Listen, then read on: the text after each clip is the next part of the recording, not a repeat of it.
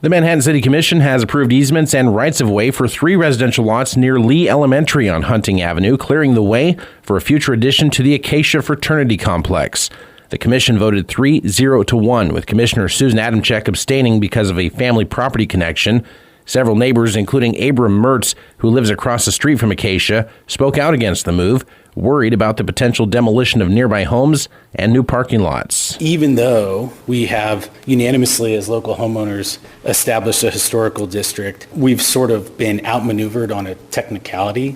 This replat creates an overlay on the right, and it creates a landlocked R1 situation on the left. There's no way this doesn't come back to City Council. Another neighbor, Beth Bergston, said residents have been left out of the process. And I'm not looking forward to a parking lot or anything that would deal with the easement or assessments. I don't need another outside parking lot or anything that would come out of my side yard. Despite the objections, commissioners approved the plat, stressing their authority was limited to approving easements and not deciding how the fraternity uses the land. A new committee will be formed this week to address concerns over road closures in Aggieville. Business and bar owners told the Riley County Law Board Monday that shutting down streets on Friday and Saturday nights has hurt sales and created a negative perception of the district. So Long Saloon and Taco Lucia owner Rob Good says his business has lost more than $600,000 since the closures began in 2023. Those are real dollars. That's real life stuff.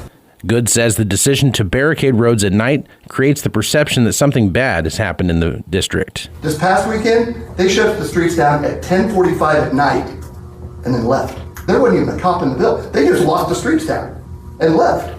RCPD Major Scott Hayek argues the closures from 11 p.m. to 3 a.m. on weekends are aimed at providing consistency and improved safety. We have no interest in restricting business, certainly. The only thing that the police department focuses on these is safety and what do we feel we can do to make people safe in Aggieville.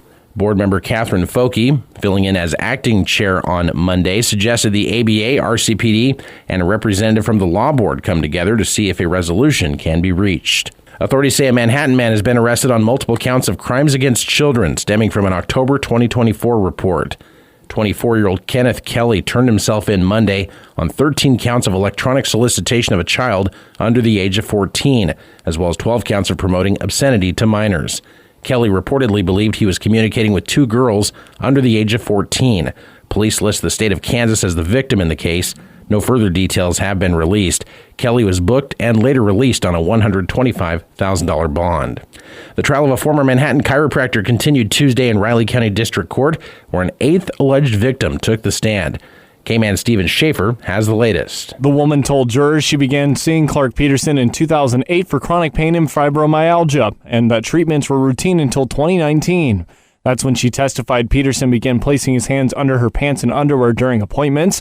The woman said the conduct happened at least monthly, made her uncomfortable, but she assumed it was part of the treatment. She told jurors, quote, "I trusted Clark more than I trusted myself." Her testimony described one final incident when Peterson allegedly pulled his hands away quickly after someone was heard outside the exam room. The trial resumes Wednesday and continues through the end of the month. For News Radio KMAN, I'm Steven Schaefer. Good morning, I'm Troy Coverdale with your sports headlines. The K-State football team making its way to Ireland today, facing a 9-hour flight to get to Dublin for Saturday's season opener against Iowa State.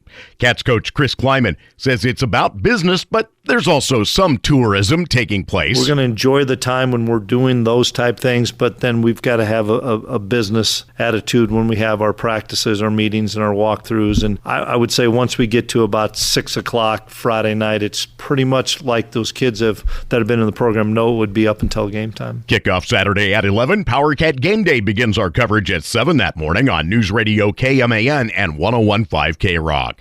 The Wildcat men's basketball team adding international size to its roster for the coming season with the commitment of 7'1" Romanian center Doran Buca. His agent told Draft Express the 23-year-old committed to the Wildcats yesterday.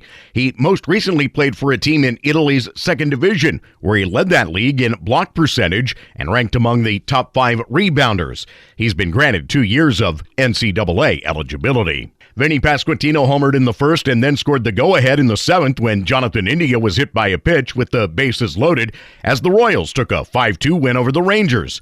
Bobby Witt Jr. added a 2-run shot in the 8th for his 100th career homer for the Royals, who have now won 5 straight and improved to 7-1 on their season-long 10-game homestand. The Royals enter today 2.5 back of Seattle and Boston for the final American League wildcard spot.